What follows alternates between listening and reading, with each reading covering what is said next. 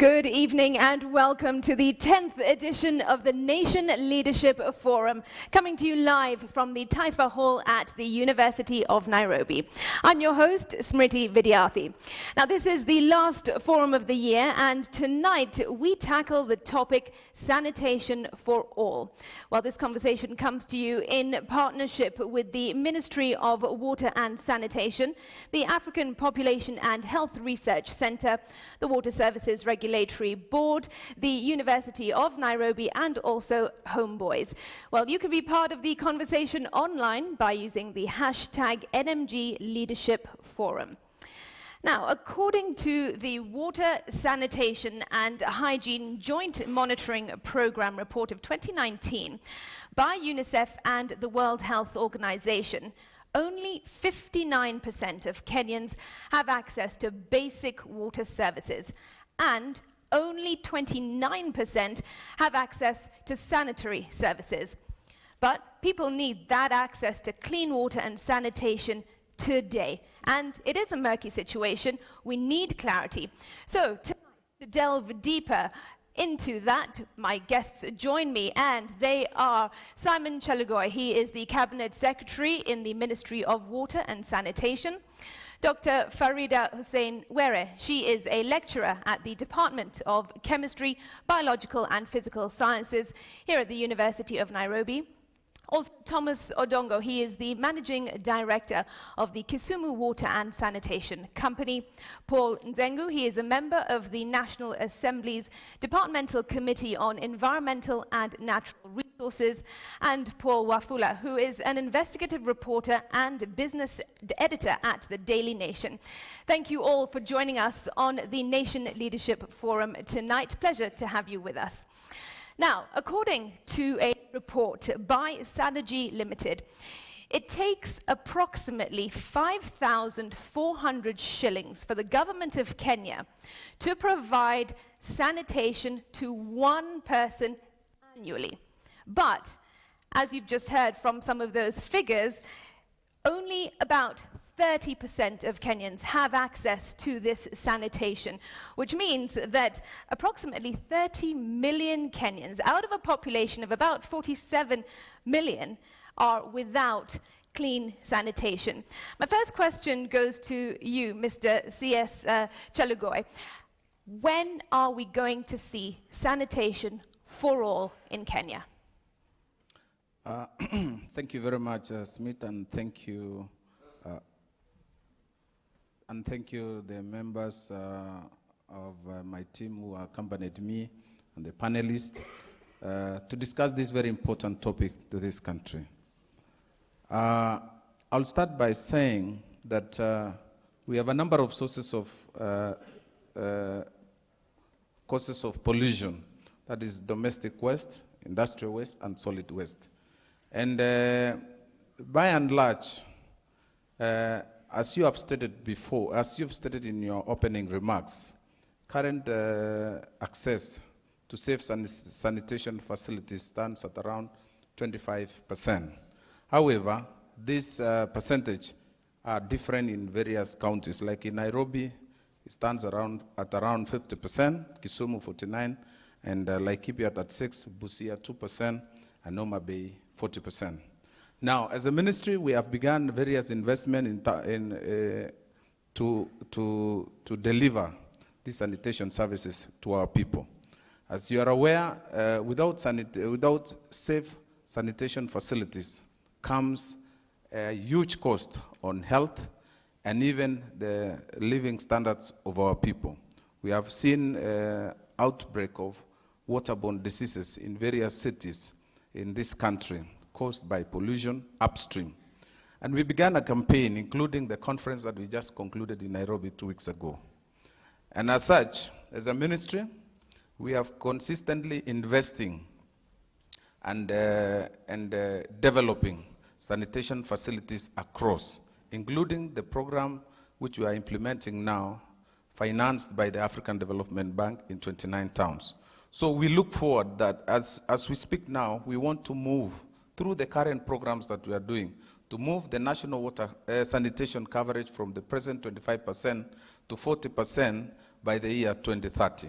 and we are looking forward that with that consistent investment in sanitation, we should be able to realize universal sanitation for all by the year 2050.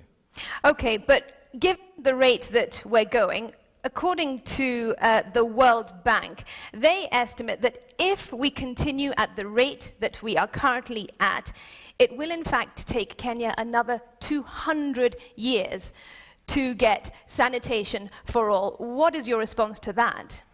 Okay, that is based on earlier assessment. Remember, the minister, in the formation of government last year by the president, for the first time, recognized sanitation as a big issue in this country and formed the Ministry of Water, Sanitation, and now with irrigation, meaning government has taken a conscious acknowledgement of this issue. And as we speak, we have huge investments in this sector. African Development Bank is investing in 29 towns, meaning places like Mwala, Machakos, Mandera, Oyugis, Kindube, Eldoret, expansion of sanitation in Nairobi. We have begun in earnest, and a lot of work is happening in Eastlands to deliver, to connect various and many residents of Eastlands to the trunk lines that we developed about 3 years ago and deliver sewer in Dandora. Other than that, we are also exploring development of ring sewer trunk lines in Nairobi and also on-site treatment to reduce the piping of sewer from Kikuyu all the way to Dandora, which is 54 kilometers, which sometimes occasion bursts and breakup of pipes. The other thing is we had old pipes which were installed when Nairobi population was 1 million. This applies to many counties and towns. We are now replacing those pipes with bigger pipes and more pipes to connect to estates which were not connected before. So do you believe that in this lifetime we will see sanitation for all? At this rate, I believe we will be able. Already we have about 3 counties that have recorded open defecation free: Busia, Siaya, and Kitui. All right, let me bring Farida into this conversation now. You are a lecturer. You no doubt have been studying the trends. What are the challenges that we face when it comes to sanitation? We're approaching the year 2020. Why are we still where we are? What are we doing wrong? Yeah, thank you so much for this conversation. It's very, very important that water is life, and that's why we have to really take it seriously. University of Nairobi has done a lot of research work, Nairobi River. Most of the time, we are asked that we are doing so much research, but the policymakers, they don't implement what we put across. As per now, if you look at the chemical pollution, it's very high. When you go to the industrial areas, for example, most of the time, these wastes are drained into the rivers at night when you are not seeing. So even monitoring that is an issue. But we've been carrying out a lot of research with the involvement of our students. At this juncture, I feel that it's high time we started implementing some of the recommendations that we make. For example, if we can take issues of water like Nyumba Kumi for security, this will be something that actually can move forward, especially in the informal sector, such that we empower these people, we train them, because apart from them getting water through different means, that water in most cases is not clean. So whereas we are talking about maybe let them have water, but is that water clean? Where are they sourcing this water? And we even have a database to show suppliers of this water. So moving forward, I think it's important that we have a database that shows suppliers of this water. Of course, sometimes we have a lot of issues when it comes to registration, because people look at issues in form of KRA and all that. But I think if the government can come in and help these informal sectors, because they don't have resources, provide them with the technical know-how, training, for example, and so forth. I think we can move forward. And as you are aware also, lecturers actually, we hold a lot of stake when it comes to empowerment of the society. So we are doing some research work in terms of community empowerment, but what we are lacking now is facilitation. Because you realize that in most cases, our students close college, and they stay home like 3 months and all that. They usually require some form of facilitation so that we can carry some of these issues forward. Thank you. Thank you. Thomas, you lead the Kisumu Water and Sanitation Company. Farida has touched on a couple of areas where she sees there are challenges.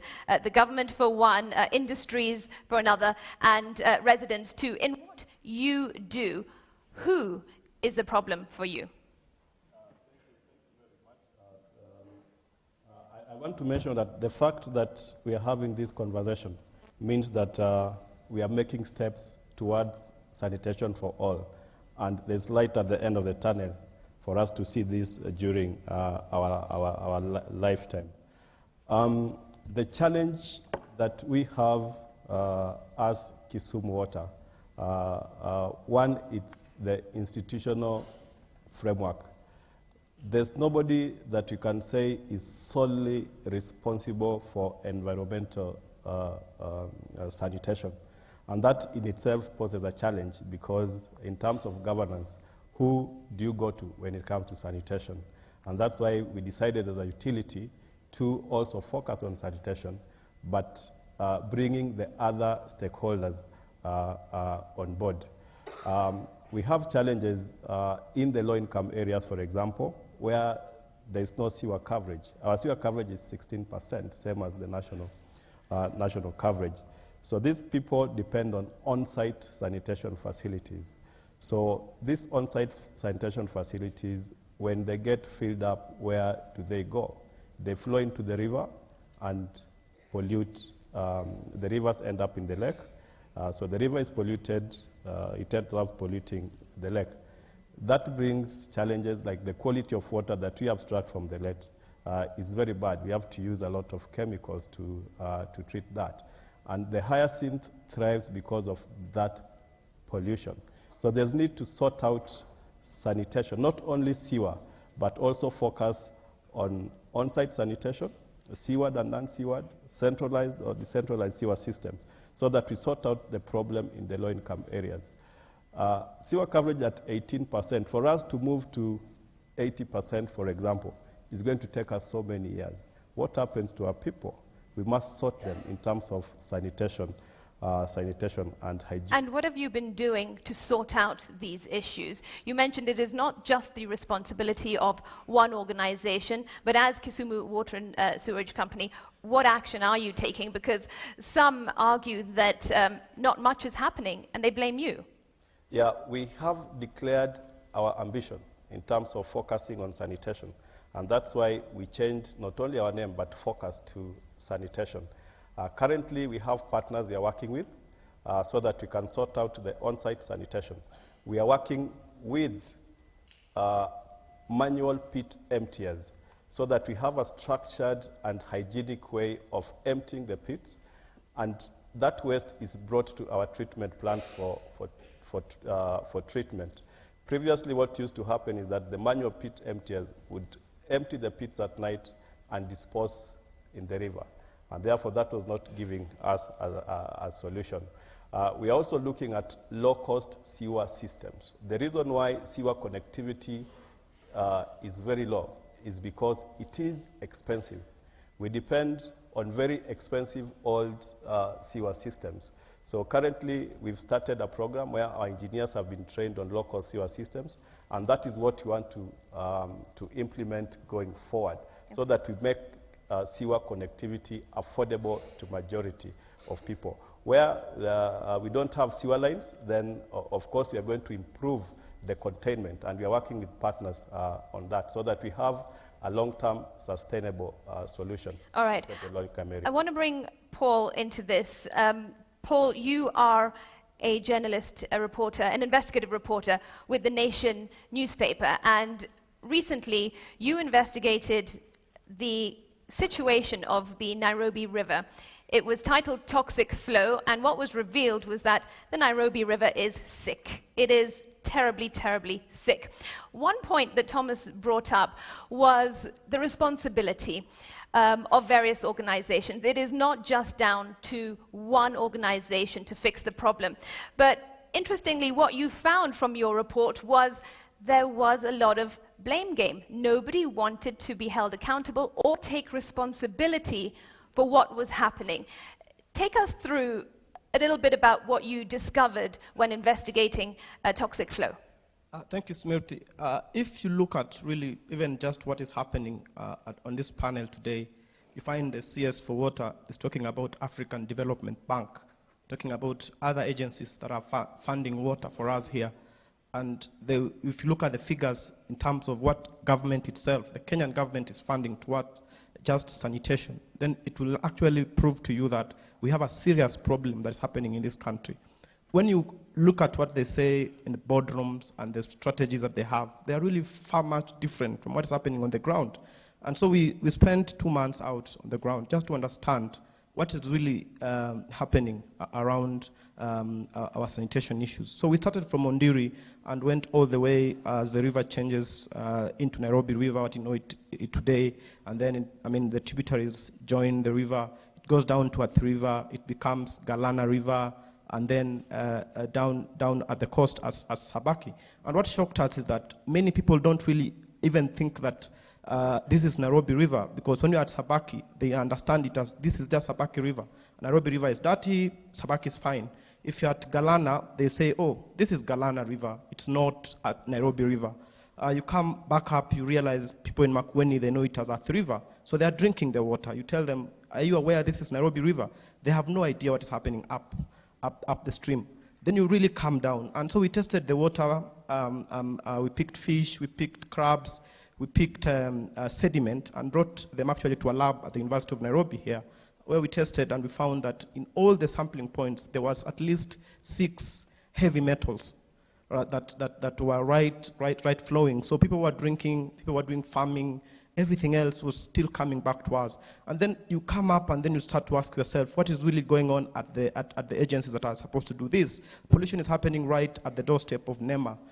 You come up here, you realize even Arboretum here today, if you went up there, you'll find people are polluting. The big estates are still doing it.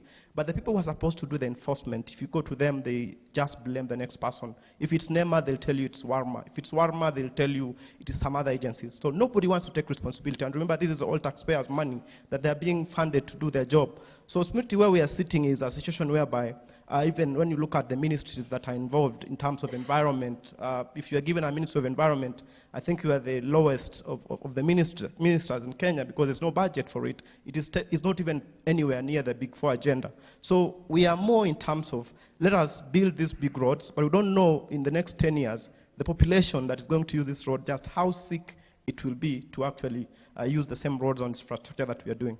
All right, thank you. There were some seriously shocking revelations from Nairobi River. Paul, I'll bring you in now. And you are a member of the National Assembly's Departmental Committee on Environmental and Natural Resources. It is essentially your committee's responsibility to hold people accountable and responsible. Based on the conversation so far, who are you holding accountable for the mess that we are in? And can you also tell us, have there been any prosecutions? Because after we aired Toxic Flow on NTV and also in the Daily Nation, we saw NEMA scrambling to various industries, closing them down. Now it's all gone quiet. So what action have you taken to ensure that this is addressed? Thank you. Let me say that Paul has brought in a dynamic that is of blame game. And as members of parliament, our biggest role is to make legislation that have got to be enforced by various bodies that are domiciled at the executive. And we have in the past received complaints from various Kenyans. A case in point is London Distillers against Edman Properties in Athi River, where we did a comprehensive investigation, And it was difficult. Everybody was shifting blame. We go to NEMA. NEMA say we have stopped the emissions and we have closed this company for some time. Then the company opens and says it is said it has complied.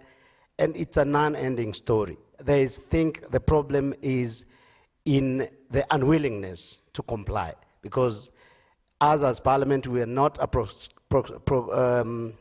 we're not prosecuting bodies. What we do is recommend to the DCI, to the DPP, and to the authorities that are basically the executive. And so our part is really to tell Kenyans that we have found here there's a problem. For example, when we visited some of those plants, you realize that there's a requirement for a BOD of a certain amount before you can discharge the waste into a certain treatment plant, but these people are not willing to comply. And so they are charged more, but charging more does not mean that you are going to reduce the biodegradable oxygen demand on the discharge that is going to go into open waters. So there is a serious problem of, I think it's a cultural practice where people are not willing to change. In that case, for example, of London Distillers claims that, oh, you know, we have been here for 33 years, and these guys have just come to build properties here. So they should not complain of repugnant smells and emissions. They should, you know, try to coexist with us. So, yeah. All right, well, let me bring in the Cabinet Secretary now, and if this is the situation indeed where we are just seeing a blame game and a lack of will on behalf of the implementers, the prosecutors, the government perhaps, how are we going to address this situation? How are we going to reach sanitation for all, which is a basic right for Kenyans? Please do use your microphone. Thank you very much. I think first and foremost is what I answered before on funding is directly to the question you asked me. However, we have a number of strategies to achieve sanitation for all.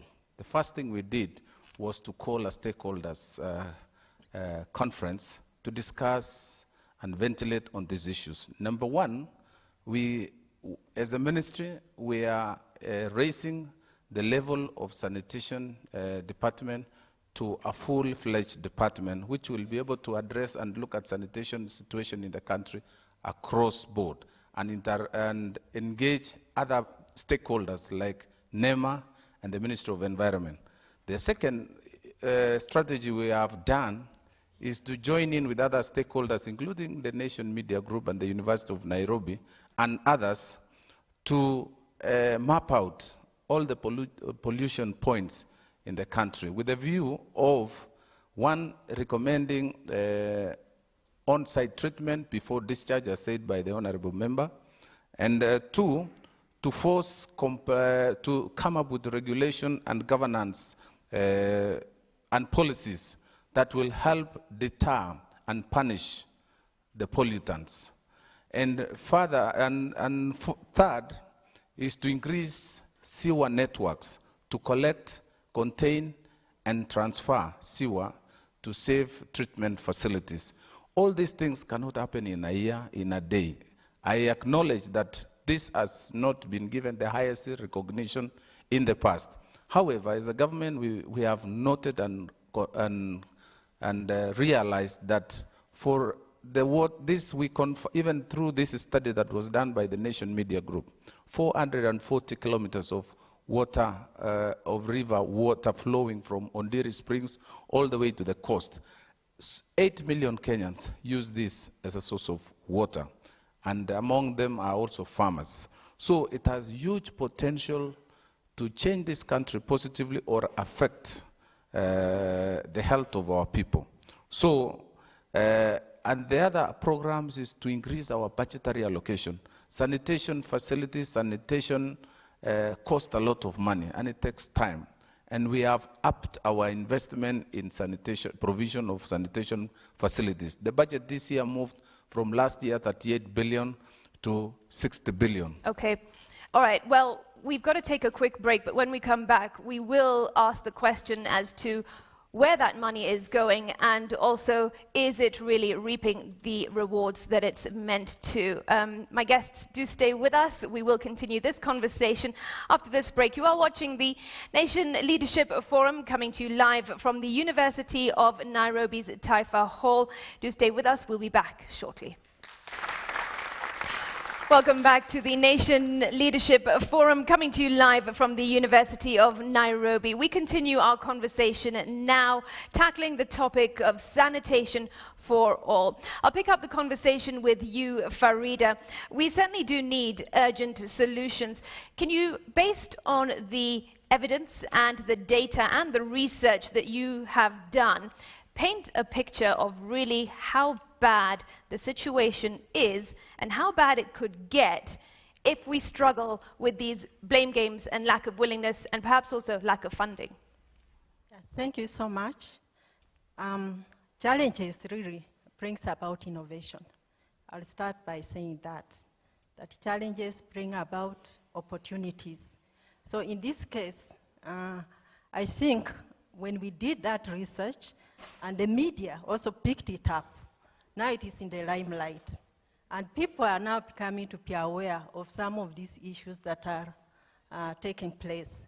So I think a way forward for us is that not all is lost. We are aware of what is happening. NEMA tried also in their own ways to try and stop that, but it should be a continuous process, not just a one-off thing. So I'm thinking that the media should continue with what they are doing to highlight all those issues. We'll continue with the research the way we are doing, and then we'll be informing also the policy, putting the recommendations and all that, because even at the University of Nairobi now, they allow us to do policy and we'll be publishing them so often. And by that, anyone who wants some information will actually know what is happening. But Farida, would you say that the research that you're doing shows that what is happening is extremely worrying? It is extremely worrying, because when we talk about heavy metals, leave alone when you have cholera, you rush to the hospital and something is done and you recover. What about heavy metals, like let's say lead, for example, because I'm advocating that as well. You find that these rivers have very heavy levels of heavy metals, and these are known carcinogenic. So, and we've seen that people are getting sick so often. We've seen even in the media how people are suffering, especially in the informal sector, with some form of cancer, and we are spending a lot of money on the same. So if you can equate that amount of money that we are using to treat people and diseases that actually can be prevented, because the diseases that are water, I mean sanitation, those issues can be treated, because it just requires that people are responsible in their way. If they are manufacturing industries, for example, let them treat their waste. And there are standards for that. So it's just someone to see that these standards people are following and ensuring that it is working. All said and done, I think that we need to work together and even empower the community so that if there are issues, we bring them out. So that at least even the industries, for example, they are aware of that. Because when even the industries were told about this pollution, they are taking these issues seriously because they don't want to close their industries for that case. And that's why I started off by saying that, do we have database for some of these industries so that we see who is doing what? Because once we do that, I think some of these issues will be non-issue.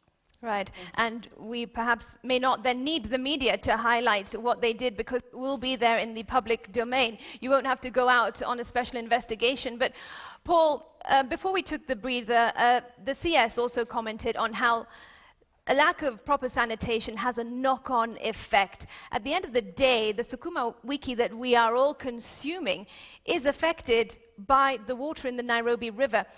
Take us through the social impact that this is having on families based on what you saw and heard. As we were doing this research, we mapped out what we call the disease corridor. And we're just looking at the kind of diseases that health facilities closest to the river at the point we are people are coming with, and if there's any relationship with the research findings that we had. And they were shocking. I mean, we expected the findings to be strong, but we didn't know that they would be that bad. Because you find, I mean, like arsenic, it's 38 times more than what should be. We found a family in Sabaki that lives next to the river. They wash, they eat everything right from the river. And it's a family that has lost at least 3 people to cancer, and they have no understanding how this has happened to them. When you keep coming up, you find Galana Kulalu. You talk to the people of Galana Kulalu, their job is just to pump the water. They don't care where the water is coming from. And we ask the managers or people who are really doing the project, they have not done any testing on the water, because they found the project and they have to do it. So you come right up, you come and you find Thwake Dam. We're building 82 billion dam. It's going to be 10 times bigger than Ndakaini. And so we are just going to collect all this poison into this dam, and then pump it into Konza City and elsewhere, I mean, to continue killing people. So when you come right upstream, you find in Earth River, the vegetables that we like, the tereres, the managus, they're growing them, and they're bringing them back here. Remember, in the coast, big hotels that we go for our conferences, they're actually trying to buy local. So when they buy the crabs, they're buying from our fishermen and from the same rivers. So you'll go there for your conference, eating a crab, and you have no idea that this crab is coming from Nairobi River. There's some places where they don't even do the fishing. They just wake up in the morning, they go and find the fish is dead on the banks. They just pick it, and you'll find they're selling. They don't need to have any fishing gear or anything else. You come right up to Earth River, you'll find women who are growing these vegetables. They're bringing them to the posh estates that we think that we are not affected. So you think these things are going to affect only slum dwellers, yet they're coming right to our doorsteps. You arrive in Nairobi and you just realize that this is actually a ticking time bomb, that if we don't do something soon enough, in the next 10 years, as you say, because many people don't really think that heavy metals, maybe I talk to the mwananchi on the ground, they think when they boil the water, that is fine. When they cook, that is okay. They don't understand that heating doesn't remove anything from whatever they are doing. So they keep just doing it, and maybe in another 10 years, we'll have a very sick population that we must do something. And remember, sometimes you delay to do something and you think it's good for you. When we were doing the investigation, we came to Machakos and we found the governor there who was in government some time back. And at that time, they did some research around Nairobi River, and they found that actually there were still heavy metals then. But because he was in government, it was not a popular decision to implement it. So it was put on the shelves.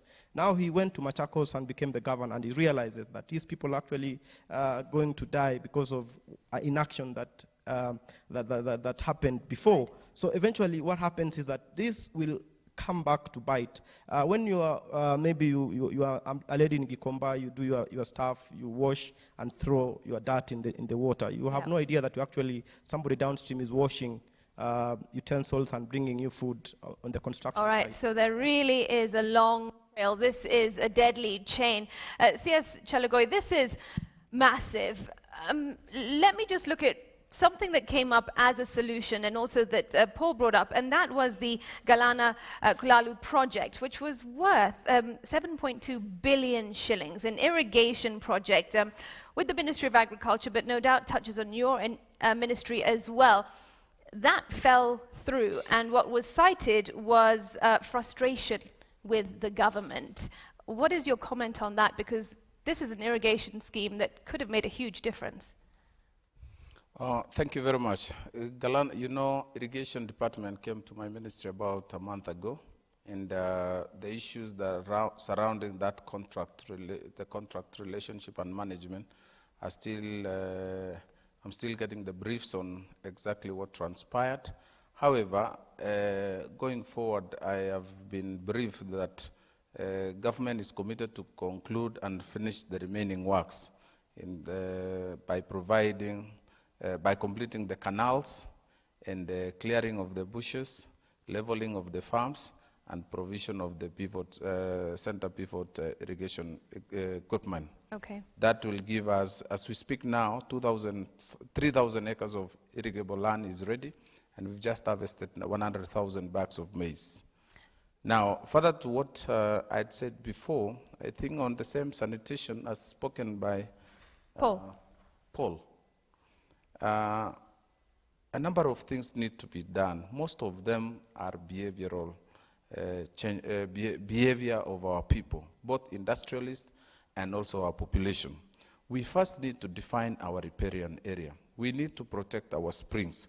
And that is something that we as government, working in collaboration with other stakeholders, the Environment Ministry, especially the Ondiri Springs, which is the source of Nairobi River, we need to move the population who have encroached on this source of water.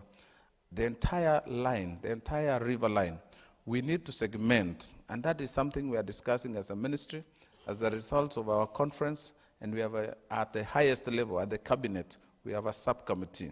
And soon, once we conclude on our actions, we should be able to roll, and some of these actions may be painful. However, it will be painful for now, but good for our future generation.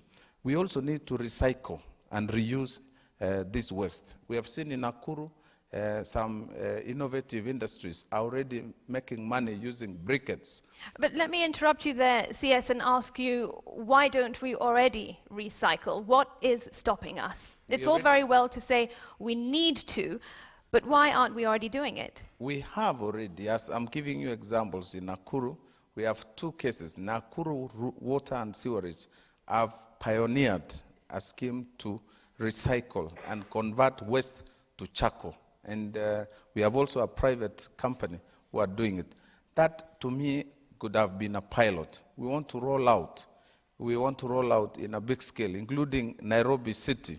You know, sanitation and water is a devolved function, so we must work in collaboration with also the counties so that we realize the service that we all desire. Okay, let me bring in Thomas here, as we are talking about the counties and great examples there of Nakuru. Let's focus on your county, and that is Kisumu. What has the impact been of 2 projects? One has been a 146 million shilling project. That is the Kisumu Sewer Plant project. And there's also a project that you have done in collaboration with Siaya County that is about 12.5 million shillings. That is the water project. Are these projects working, and what have the impacts been? Thank you. The sewer project, of course, had a major impact in terms of increasing connectivity, though at a very slow pace. It involved constructing a biological plant in addition to the mechanical plant that we have. So that increased the capacity of the waste that we can handle. So I can say that the impact is positive, though slow. Challenges of sewer connectivity is not only unique for Kisumu, but is unique all over the world. The water project, I want to correct, it was not in collaboration with Siaya. It involved also a new treatment plant, and that has increased our coverage to 82%. And of course, that brings in sanitation challenges, because for every 10 liters of water that you use, 8 to 9 is wasted. And if our sewer coverage is 16%, water coverage is 82%, then there's a gap that needs to be sorted out. And we are saying that we are not waiting for anybody to sort that out. We have decided that we are going to be a player in the sanitation value chain, right from containment, where we are working with partners to improve the on-site sanitation facilities, transport, emptying. We are working with training them so that we bring sanity. Our plans, of course, treat the waste to meet the regulatory standards. And lastly, we are also looking at reuse, and we've already talked to a few people so that we can also get into the reuse market. Thank you. Do you believe that the counties, and perhaps in particular Kisumu County, has enough of a budget to address sanitation issues for the people of Kisumu? The budget is not enough, just like in national government, is when we are embracing sanitation. I want to mention that we are currently in the process of doing a wastewater master plan. So that will determine the investment plan, which will influence the budgetary allocation for sanitation. Also, alongside that, we already developed a sanitation policy, working with the county that is about to go to the to cabinet and eventually to the county assembly. So these are the steps that we are taking to ensure that we increase the sanitation coverage in Kisumu from 49% to the desired levels, sanitation for all. All right. Paul, as a member of the National Assembly's committee, where are public funds being spent? The argument is that there's never enough money, but then at the same time, we are hearing about mega projects. So in your view, is public money being spent in the right way when we talk about addressing sanitation issues? Thank you. I think there is where the problem is, because when you look at the way money is being spent and how much is being spent in sanitation, vis-a-vis the money that is being spent in health, and we're talking about universal health care, I think we are missing our priorities, because we are investing so much money in curative health rather than the preventive health, which is sanitation. Because when we have money put in preventive health, then we don't need to spend any money in the curative. Right now we are doing a supplementary budget 1, and it was reported in today's paper that 1.27 billion shilling is being sought for diseases that can be prevented by just making sure that we have the right sanitation. So basically we have missed our priorities. We look at the way we are losing so much money. We start a project, midway we stop. I will give examples. We have Umar Dam that took over 1.3 billion shillings. We have Badassa Dam, which took about 1.2 billion shillings. We have Dhiba Dam now, which is already stalled. And when you put all this money together, we're talking of hundreds of billions of Kenyan shillings that has gone to waste. If we had invested that money in the right way, like putting the right sanitation infrastructure in place, I think we would not have to worry about the kind of deaths that we are seeing today. So I think the government must up its game and get the priorities right. Otherwise, we will have a solution to the problem of sanitation. Do you blame corruption for what you're saying? I partly blame corruption. I think sometimes we miss our priorities. For example, sometimes the government is acting in a rush, maybe to satisfy political demands, or maybe just because of promises that have been made during campaigns, and not to make it a political thing, but I think we must be candid and say this is what we want. We have a lot of brain with the government, and therefore I think the only thing we lack is a priority. And as a member of the National Assembly's committee, how are you being proactive? What are you doing to ensure that your responses are not reactionary, but you are preventing certain situations from taking place? Well, I would want to say that it is not easy, because the push between the parliament and the executive is always there. And when it comes to budgeting, for example, we question certain priorities. But then the executive has a way of pushing its own agenda into parliament. And you have seen in the past when parliament has refused to sing to the tune of the executive, but eventually, it's been pushed. You've seen it in the television, and you are in a nation media group is based in parliament, and you have seen sometimes the fight.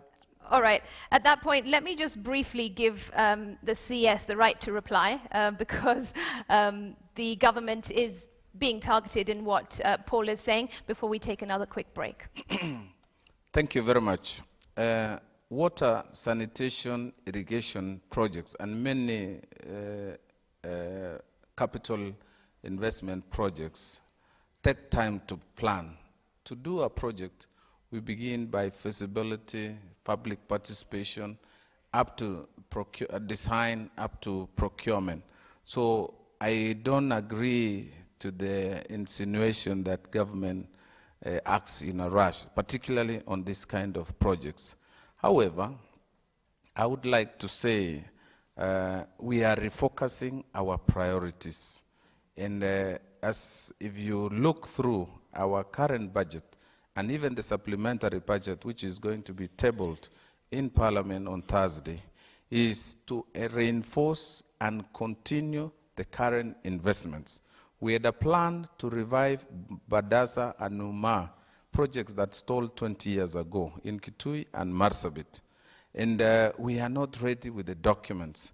And I think government is also looking at how long it will take to prepare and appraise ourselves on the outstanding works. Other than putting money to lie in our books and no action on the ground, then it will be prudent for us as government to say, what really do we need now, so that we take that very important coin to the right place. The issue of pollution, from the dam we are building in Thwake, 82 billion. Already we are conscious and aware that it's going to be affected by pollution of Nairobi and Athi rivers. And we have put in resources also to correct that problem, to complement what we are doing now here. So I thank the nation and the university for also profiling that problem. But it's our Kenyan problem. It has been there with us, but we must correct it. And we as a ministry, I commit that we are going to lead the way in correcting and cleaning and river protection and management of the pollution in our rivers. And we will hold you accountable. All right, at this point, time to take another quick break. On NTV, you are watching the Nation Leadership Forum. We are discussing sanitation for all. It doesn't end there. We've got plenty more coming up after this short break. Do stay with us. Much for staying with us on the Nation Leadership Forum. I'm your host, Smriti Vidyarthi. Our conversation now continues, but I'm going to direct my questions to various experts in the audience now and then get their responses and later on bring in questions from the audience. I'll begin with Claudius Chikozo. He is a research director at the African Population and Health Research Center. Claudius, what is the role of research institutions in identifying challenges in sanitation? And also, what is your organization doing in support of the government and stakeholders to address this problem?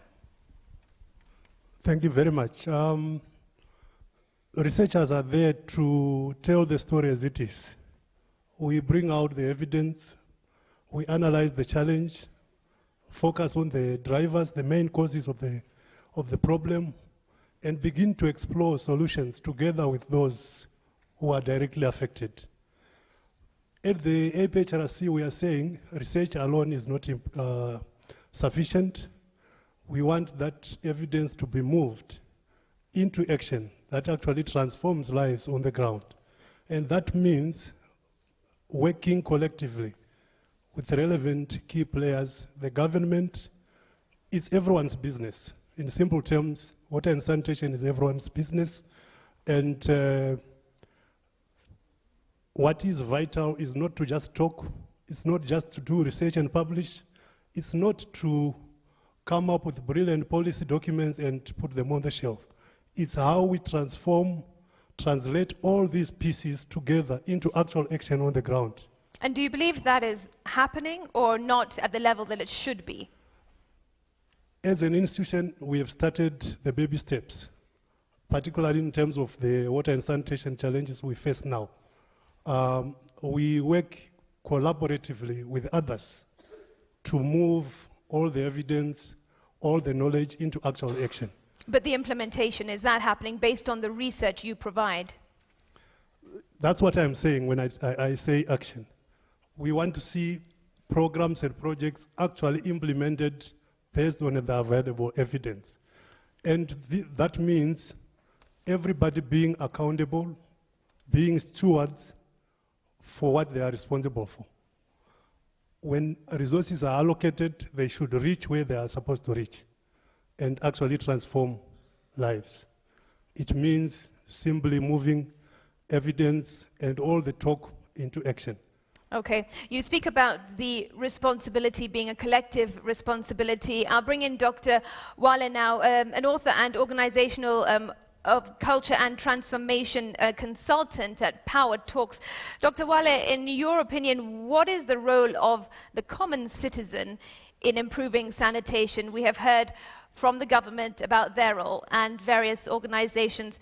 What is the role of you and myself and everybody else in Kenya?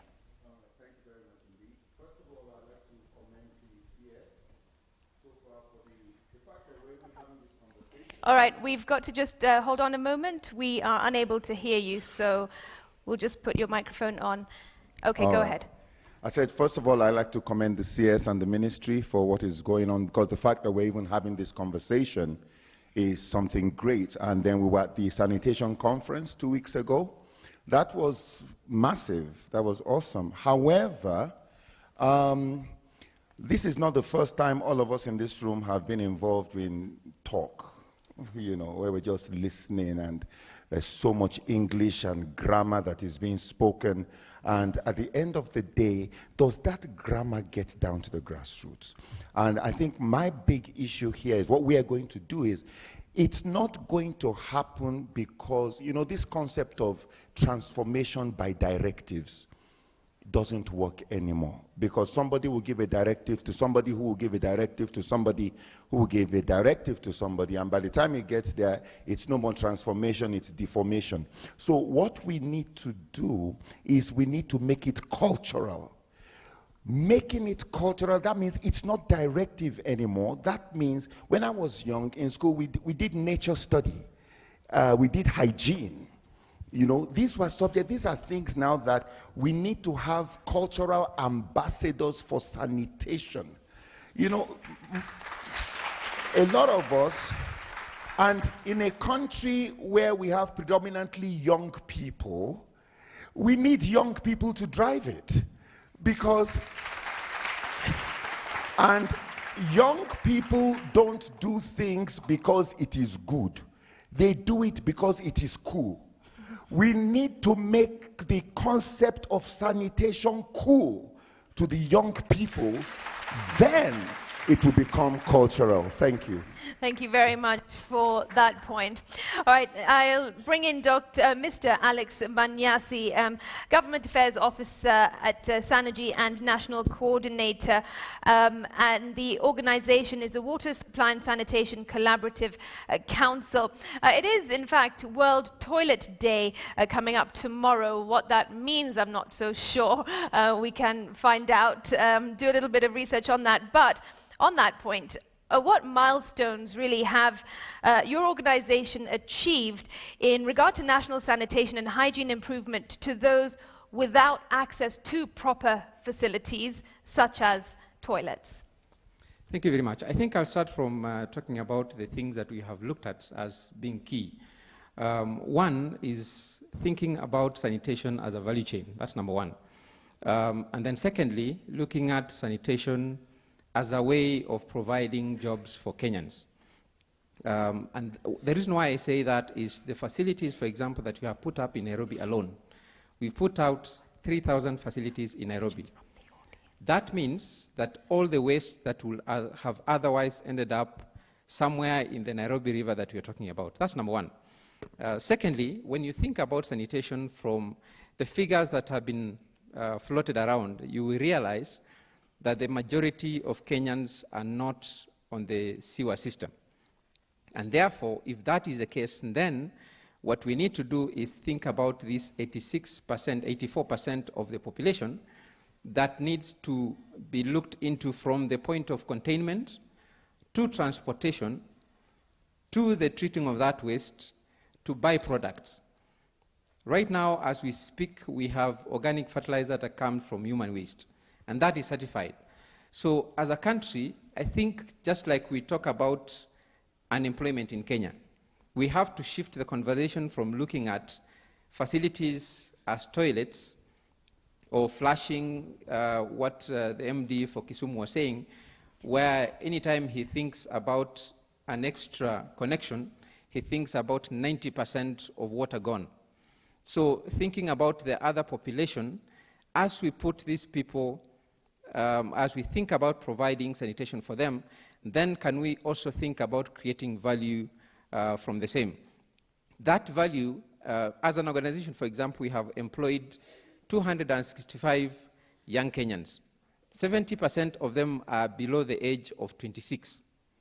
That means for us, we think about how do we ensure that our young people who are leaving college today have something to do. Number two, if you look at the conventional way of training our young people, it focuses more on the conventional aspects of thinking about service provision. What private sector, for example, comes in to do is to think about innovation, think about how we can do things differently, think about reaching the masses.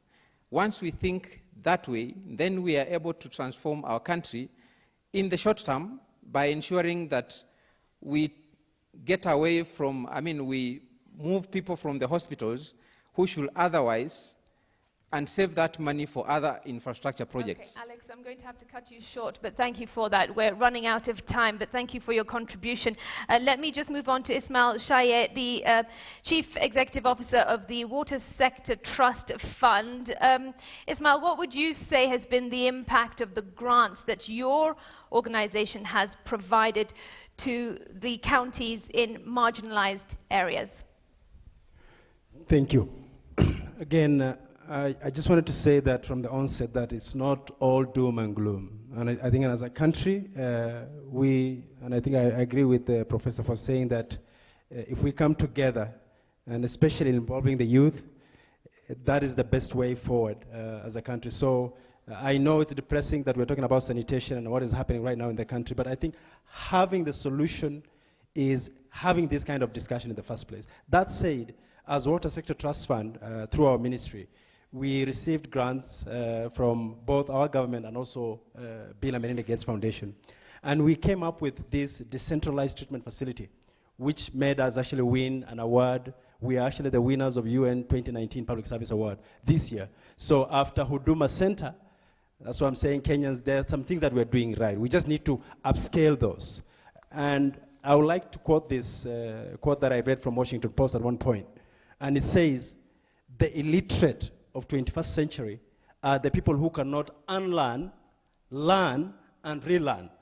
And so much as we can pinpoint at institutions, on the government, on civil society, I think it's at high time, even the institutions, and I'm glad to hear Professor who was discussing about the sanitation issues and the research that they have done.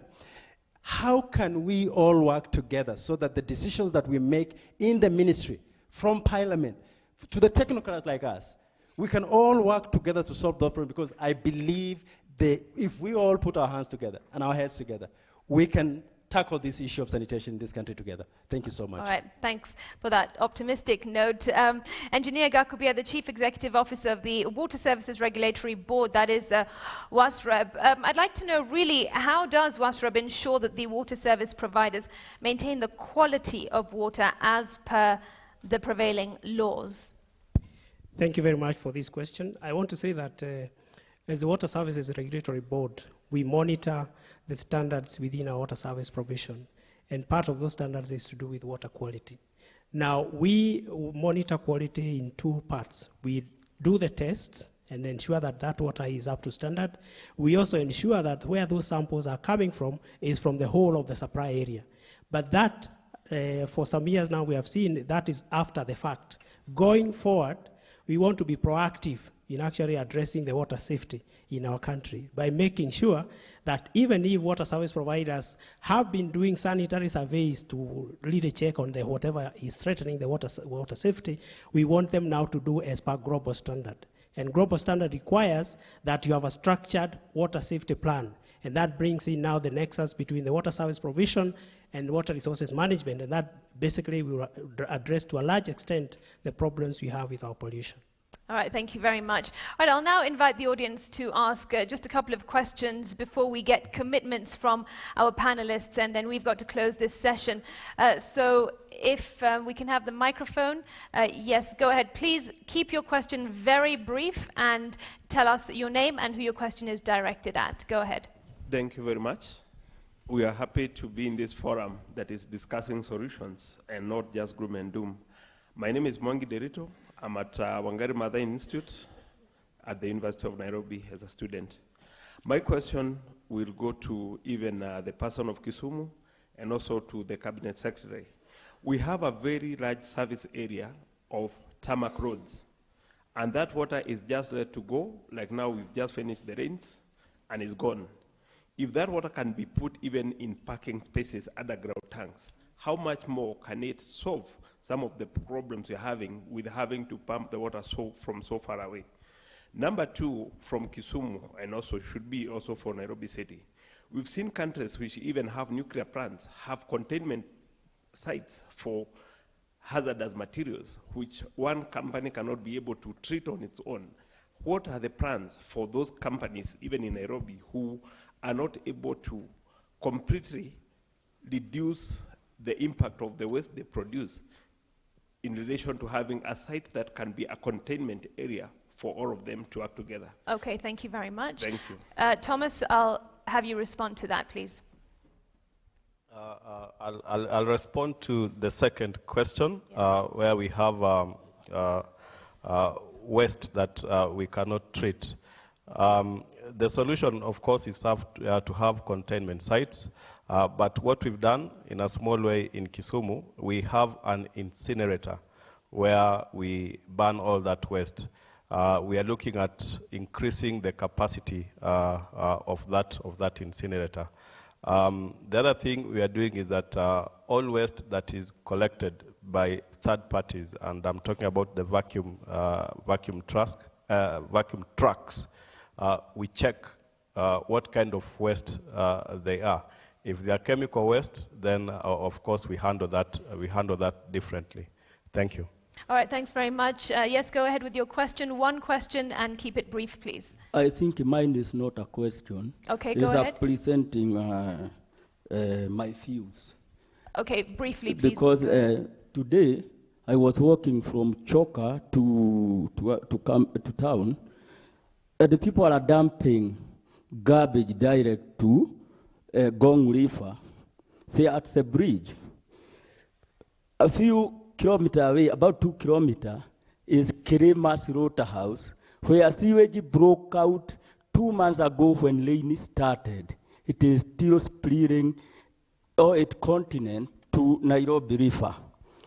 So we might have spent a lot of time talking, but you know, yes, he could have, if he could have been a lawyer or his client, he would win all the cases. The reason I am saying this is because Kenya is in for trouble, not Kenya alone, but all countries following democratic capitalism. And the first trouble associated even with sanitation is commercializing basic need that had created the theater of madness. 3 equal arms of government, where 3M are improving themselves with a squabble at the struggle of power. You can see this sketch. This is how 3 equal arms of government look like. Arguing all the time without reaching the solution. Third, variation of currency using import and export business market.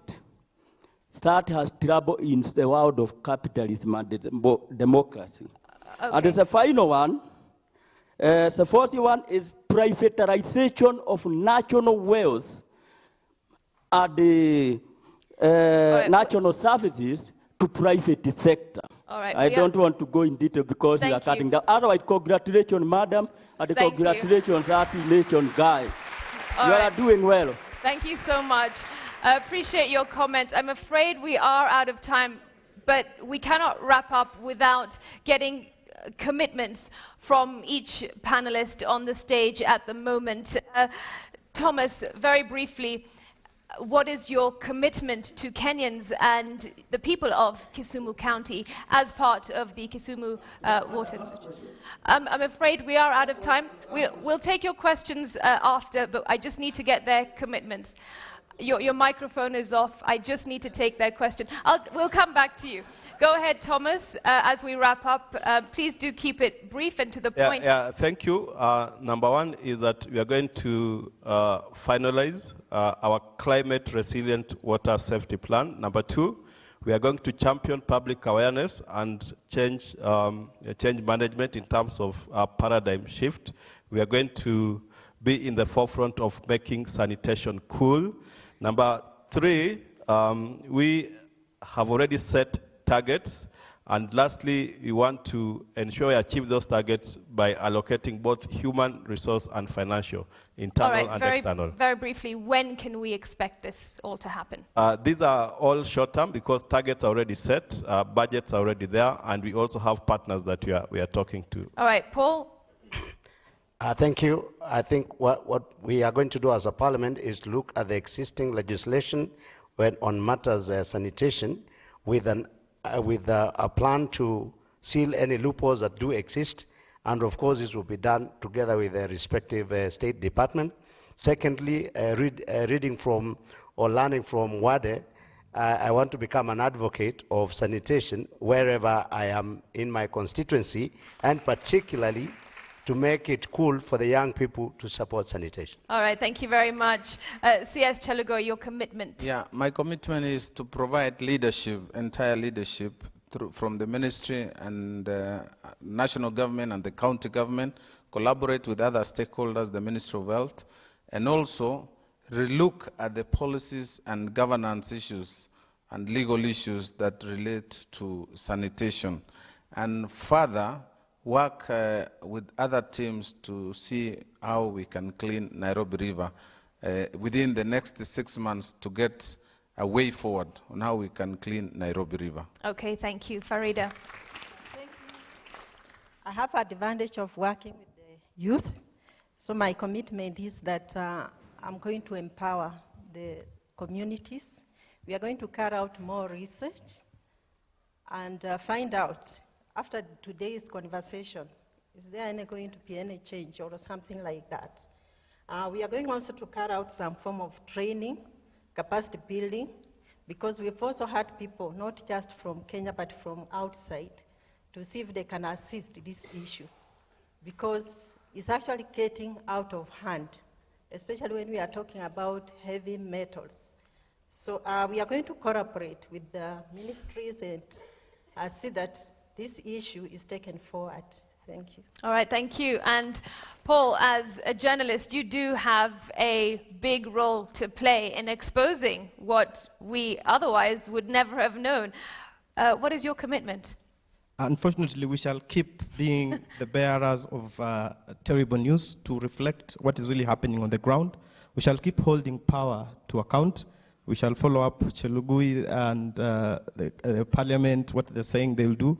We're already on part 2 of the toxic flow, so watch this space. It will be bigger, it will shock many people, and we'll get people to do their jobs. Some might have it rough at the end of the day.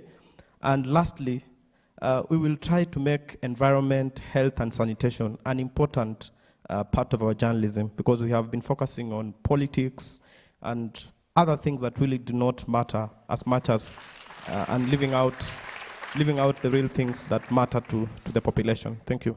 All right, thank you very much to all our panelists tonight. From the left, Thomas Odongo, the Managing Director of the Kisumu Water and Sanitation Company. Beside him, Paul Nzengu, the member of the National Assembly's Departmental Committee on Environmental and Natural Resources.